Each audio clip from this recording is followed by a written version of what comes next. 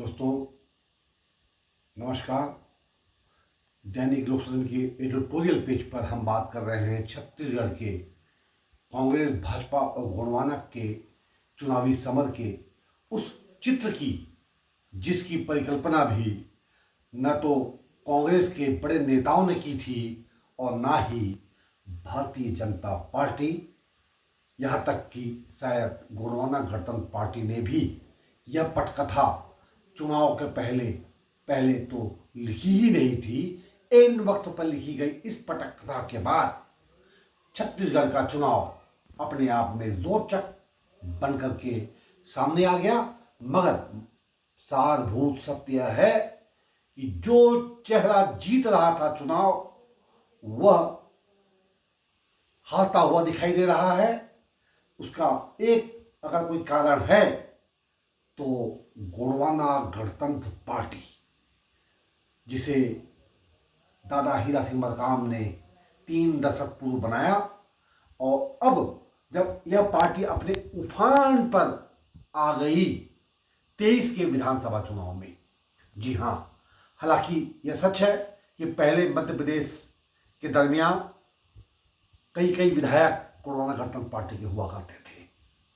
दादा हीरा सिंह मरकाम भी विधायक बने थे गोंडवाना से, और उसके बाद मध्य प्रदेश से 2-3 विधायक चुन करके पहुंचे। और जिस तरीके से यह पार्टी लगातार आगे बढ़ रही थी, तो उस दरमियान हमें याद है मुख्यमंत्री दिग्विजय सिंह के चेहरे पर भी सिकन आ गई थी। यही नहीं, जब छत्तीसगढ़ बना तो अजीत प्रमोद कुमार जोगी, जो पहले मुख्यमंत्री थे छत्तीसगढ़ के, उन्होंने गोंडवाना गणतंत्र पार्टी का गला दबाने का पुरजोर प्रयास किया।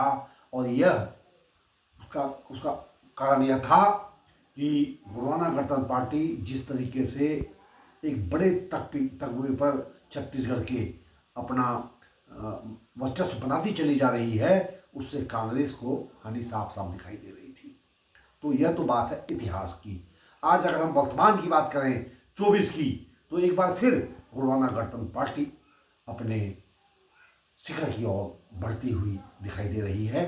23 में जैसा कि जानते हैं एक विधायक चुन करके छत्तीसगढ़ की विधानसभा में पहुंच चुका है। इसी तरह एक कर्मठ कार्यकर्ता भी मध्य प्रदेश का एक नए दल के साथ गोंडवाना से विच्छिन्न होकर के अपनी पार्टी बना करके मध्य प्रदेश विधानसभा में पहुंच चुका है। अब बात करें अगर हम छत्तीसगढ़ की 11 लोकसभा सीटों में 9 पर गोंडवाना के प्रत्याशियों के संदर्भ में, तो परिणाम स्वरूप कम से कम हम बात कर सकते हैं कि कई सीटों पर कांग्रेस को इससे नुकसान साफ साफ हुआ है। और यह सच कांग्रेस के जो नेता हैं, बड़े नेता, चाहे वह भूपेश बघेल हों या फिर चरणदास महंत आदि इत्यादि, सभी को पता है कि गोंडवाना गणतंत्र पार्टी ने जब ताल ठोकी है तो उसका खमियाजा तो भाजपा को नहीं बल्कि कांग्रेस को उठाना पड़ रहा है। और इसका सबक यह है कि जब भूपेश बघेल मुख्यमंत्री थे तो वे गोंडवाना गणतंत्र पार्टी को अपनी कांख में दबा करके खत्म कर देना चाहते थे। दोस्तों, यह बुलेटिन कैसा लगा जरूर कमेंट बॉक्स में लिखें।